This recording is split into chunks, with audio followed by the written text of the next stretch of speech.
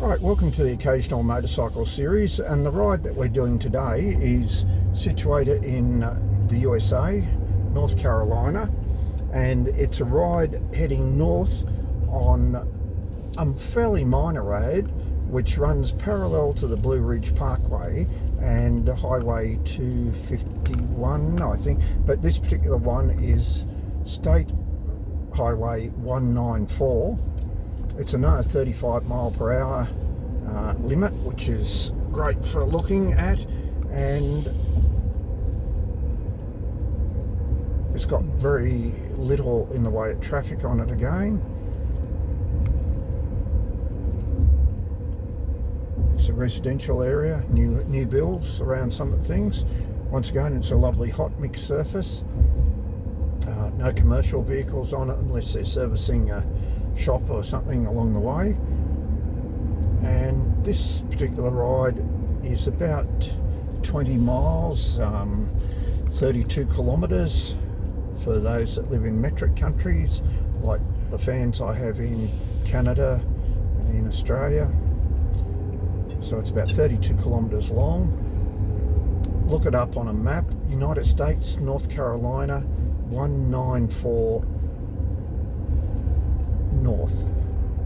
It's also 194 south, just depends which way you're riding on it.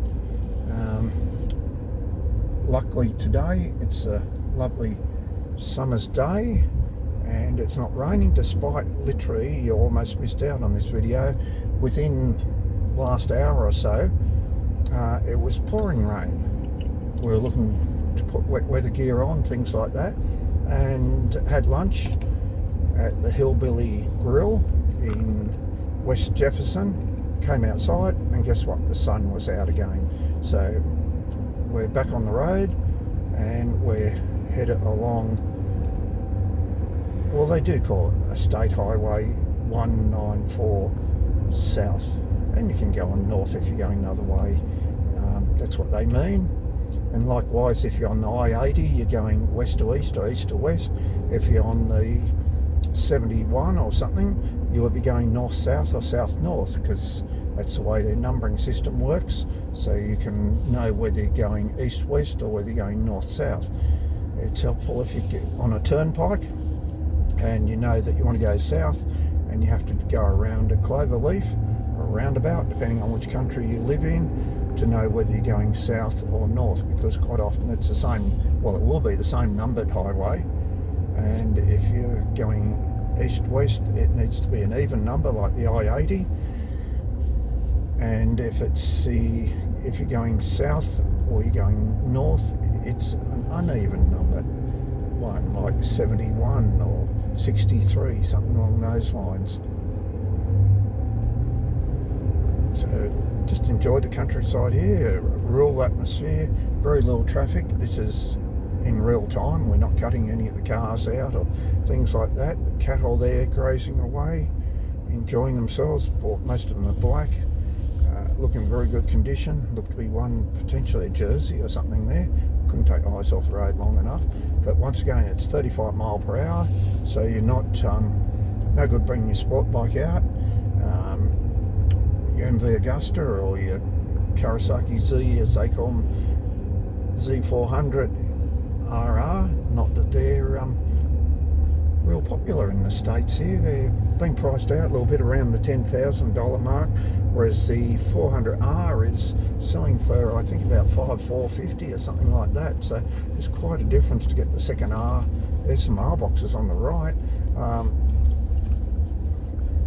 But if you have the opportunity, we're digressing here a little bit, Elk Summit Drive. If you have the opportunity to ride a Z400RR or Z400RR, you'll certainly know why people are prepared to pay the extra money. Just the way the motor revs and the way the bike handles and the suspension on it, all those sort of things. It's not overpriced for name. It's dearer than the other version because of all the specialised suspension and handling gear that's got on it. So it's like the super bikes, the quarter litre, or depends which country, in the 250cc two-strokes NS400Rs and things, Honda bought out. In fact, all the ones, Yamaha bought out a 4-cylinder 250, revs to 20,000 revs and doesn't hurt it. In fact, if you don't rev it out, you don't really have much power. But we're digressing a little bit, but it's interesting to talk facts like that when you're on a ride such as this. I've got a horse up there that's flicking the flies away, and that's good to see, because there for a lot of this trip we've had nothing but rain and overcast weather, and we're back to the lovely raspberries that are going to come out, the white flowers on both sides of the road. But once again, if you have something like an Indian Scout, I know I'm biased because I ride Indians and they're a lovely bike and had them since they've reinvented them. Did have a Harley, not for long, sold it, and never went back to a Harley until I think it was Hawaii in, not really sure, an XLCH Sportster 1000. There's a little squirrel running across the road in front of us. XLCH Sportster, someone will pick me up and say the age, but back in about 72, 73, I think. Lovely looking bike in powder blue and light chrome in it. If you ever watch the movie Stone, and you see the Z900s, the Z1s, or Z for our American people, in the front line, and if you look to the right hand side after all the Kawasaki's, you'll see the XLCH there on the Sydney-Newcastle Expressway. Where it is now, I've got no idea. It was sold to be replaced, I think, with a Z900. If anyone's got a Jaffa out there, keep it. They're going up in price now. They've fetched probably 50,000 US dollars, 70,000 Australian dollars. That's for one in original condition. Some people over restore them and they're not worth nearly as much money. It was interesting, just an auction short not too long ago, and bikes like AJS 7Rs that were in original condition bought a lot more money than ones that have been restored. Now you can see a lot of these corners here are 25 mile per hour. You'll see why in a minute, but it gives the opportunity to swing on the corner a little bit, both left and right hands. We're coming up to a hairpin shortly. Around this next corner we've got a hairpin where that white car's just emerged from. Going flat out. Going above thing, and you know, it's really worthwhile, even if you are only doing 35 miles an hour, which you should be. It's still a great experience, and of course there's a great American tradition in front of us there, the yellow and green John Deere tractors. Well, we know, yes, there was an International there and a Ford, but we're just talking about the traditional American ones, although both of those are too. Now you can see here where you're coming downhill and you've got about 120 degrees corner. Road surfaces nicely, nice and smooth.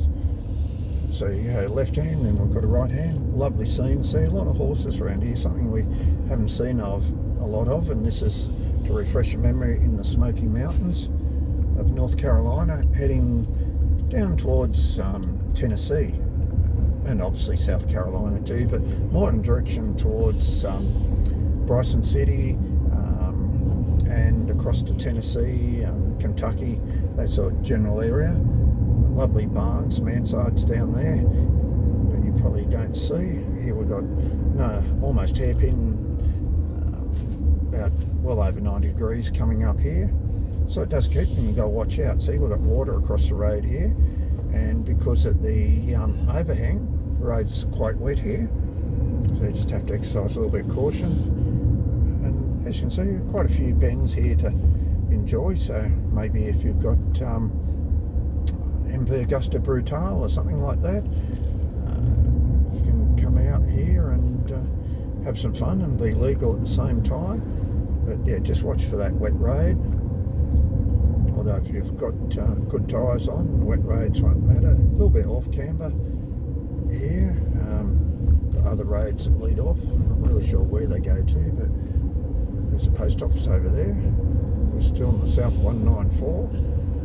Just leaving Ashe County, and the speed limit is increased to 45 miles per hour. So we're getting up near 70 plus kilometres an hour. Got the cows are all up to their bellies in grass, sitting there with Daddy Red Black Bull and enjoying themselves. A few businesses closed down, and unfortunately this is a feature at the Smokey Mountains. Last time I was riding over here, a lot of the smaller businesses closed down. You know, they just can't compete with the mega businesses like Lowe's and Walmart and Food Line and all those type of ones.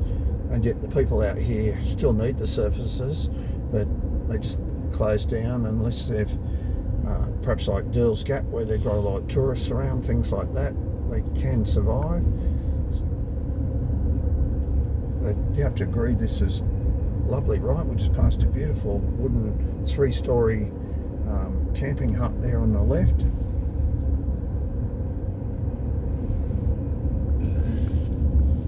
You never know what you find. Sometimes you find little stores out here.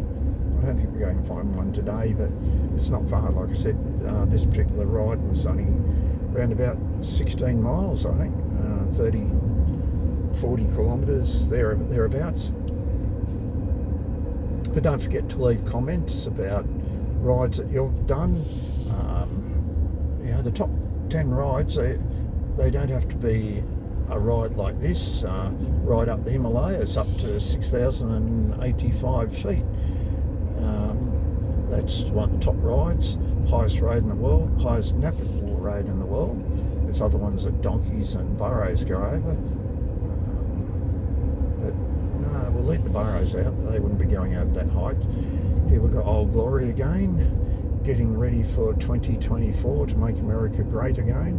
It's a sign of patriotic pride over here. It's a place where they're really at the crossroads here. We've talked to a lot of people. I tried to talk to some people in West Jefferson today, but they wouldn't comment. They're very coy about it, and they said, we just don't talk politics. But that's really a shame, because it's their country. If they don't take an interest in politics, other people certainly will for them. We've got a lot of trouble over here at the moment on the campuses, infiltrated, and some of the top what they call the Ivory League colleges, UCLA,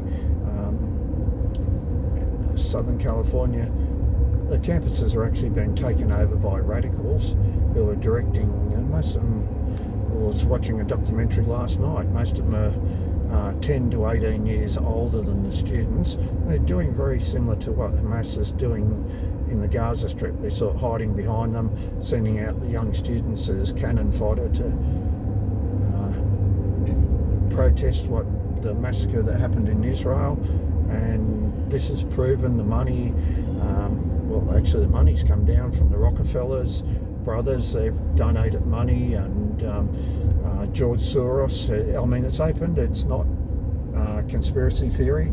It's quite well known that George Soros and the Rockefellers donated money to the Hamas protests are taking over a lot of American campuses. When I say a lot, it's right from California right through to New York City, so it's not just one or two, and most of these were organised before the 7th massacre. Materials printed.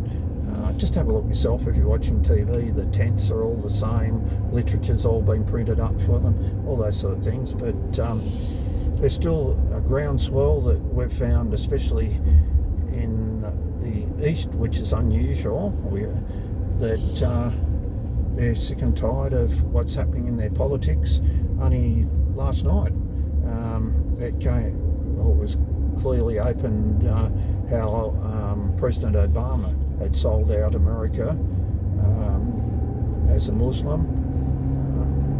I actually did a series when I was over here when Obama was coming up. I went right down the south to Alabama and went into the bars and the salons there and asked them what they thought about Obama. This is the American Negroes, and not one of them was in support. They just said, he's not one of us.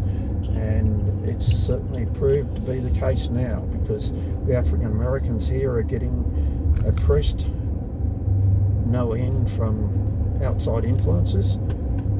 that's something that we hope, for their own sake, that they get Donald Trump in 2024. And when we say get Donald Trump in, a lot of people say I don't like him. It's not the case of liking the one person.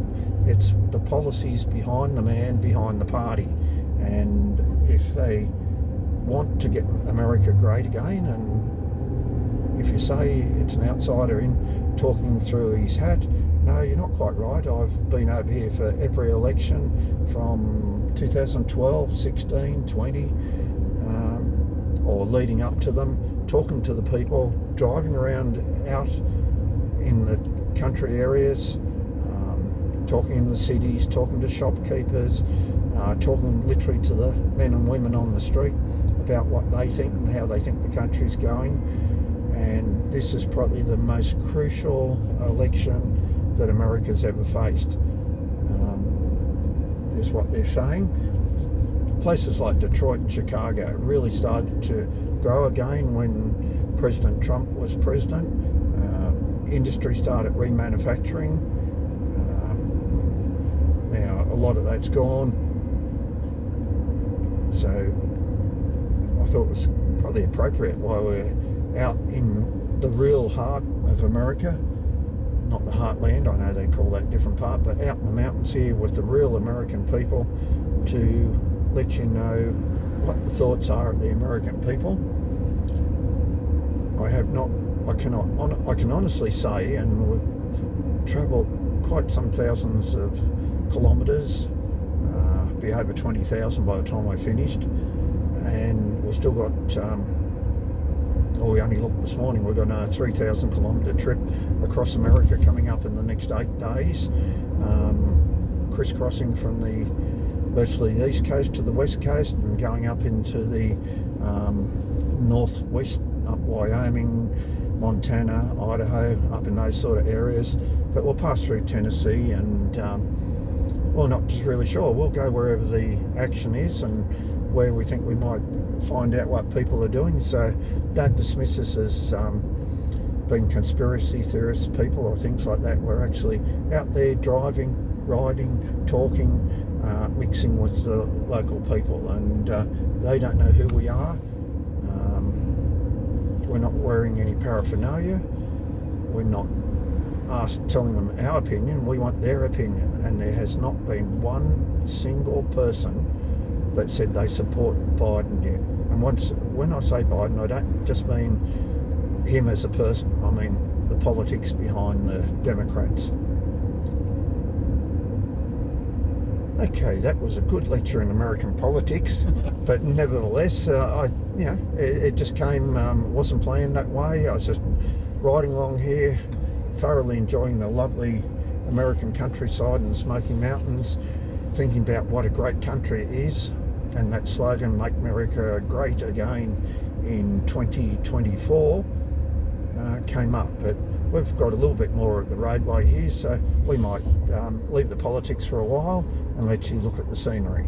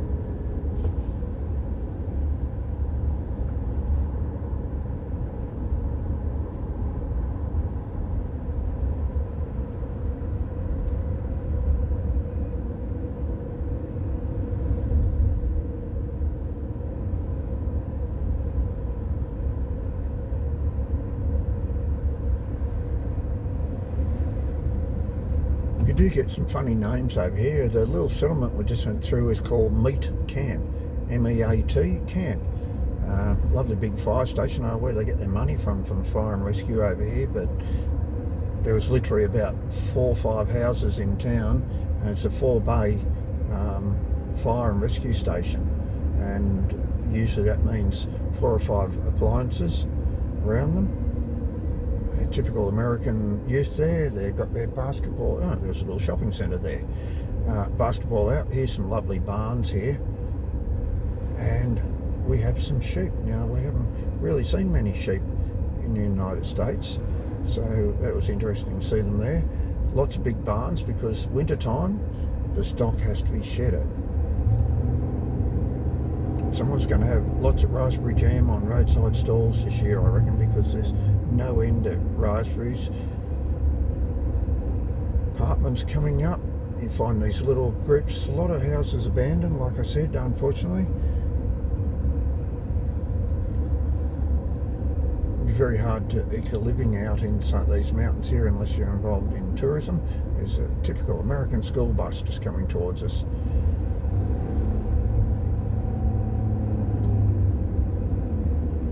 Total image salon there, so if you want beauty treatment out in the mountains, you can even find that there too. But that was unusual to see sheep back there. It's not something that's common anywhere. Now we're getting back, we're climbing again in elevation, only a few hundred feet, but we're back to a couple of nice elbows to ride around. Once again, just watch the wet road, because with all this vegetation over the top of it, it's a bit like, say, those that you familiar with, say, Dorrigo Mountain, or those sort of places in Australia. You get the wet road, going out towards Karamba, Yulong, those type of places. They might mean nothing to my international travellers, but there's good opportunity. Ask Mr. Google about Yulong and see what rides you might like to do in Australia. We're back to 35. There's a reception centre there, massive big reception centre on the left there. More raspberries, yes.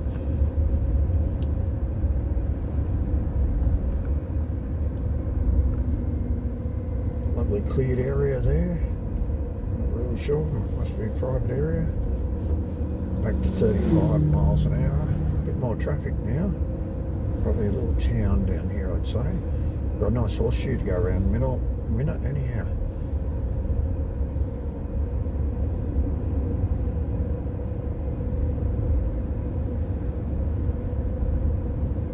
Whole gully full of raspberries there. And these are all wild ones too. So they're probably actually very good quality ones. Usually wild fruits are very nice.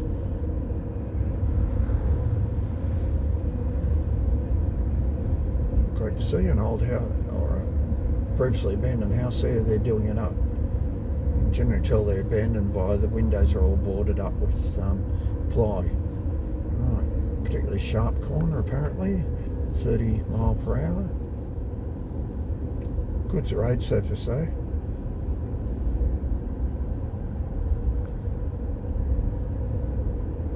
Road joins in there on the left. They're warning you for. Reminds me a little bit of the Putty Road in New South Wales. A lot of motorcyclists ride up there. There's a cafe halfway up, and the surface is nothing like this though, and a lot more gaps over the side.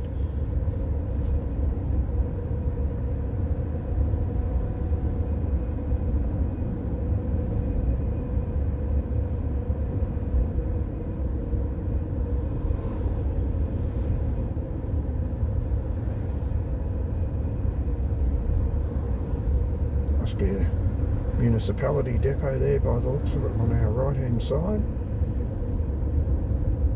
Oh, look at the vehicles there. Division of Highway District Engineer's Office. So there's your answer. Just remember, this is State Highway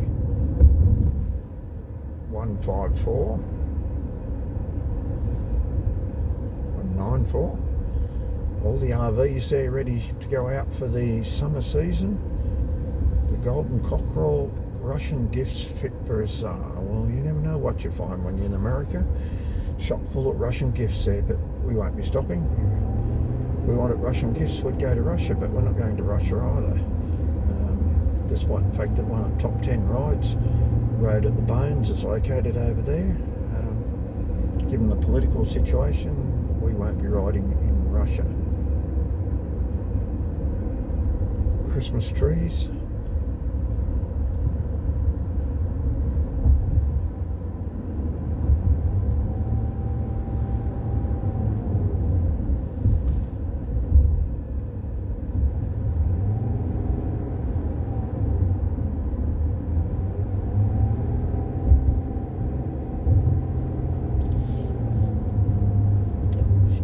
Pink, probably rhododendrons, I'd say, offhand.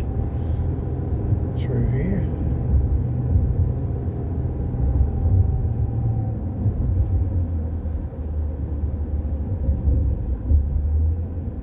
We're going to shortly leave this road and go a different one, so just enjoy the last 800 metres or 0.5 of a mile. And we're going to turn off and go up into the hills a bit more, because we're going to go on top of the Appalachian Mountains. So at the moment we're just skirting along the sides and in a valley. And after 0.3 miles, turn right, New Market Boulevard, then keep left. There's a nice lady from Google Maps, I think it is. We're not using TomTom, normally we use TomTom, but we're using Google Maps at the moment. Told us that we're going to turn off. Turn right, then keep left. We're going to turn off right here. So hit the like button. Tell us about some of the rides that you've been to. We're going to slow right down because it's a school zone.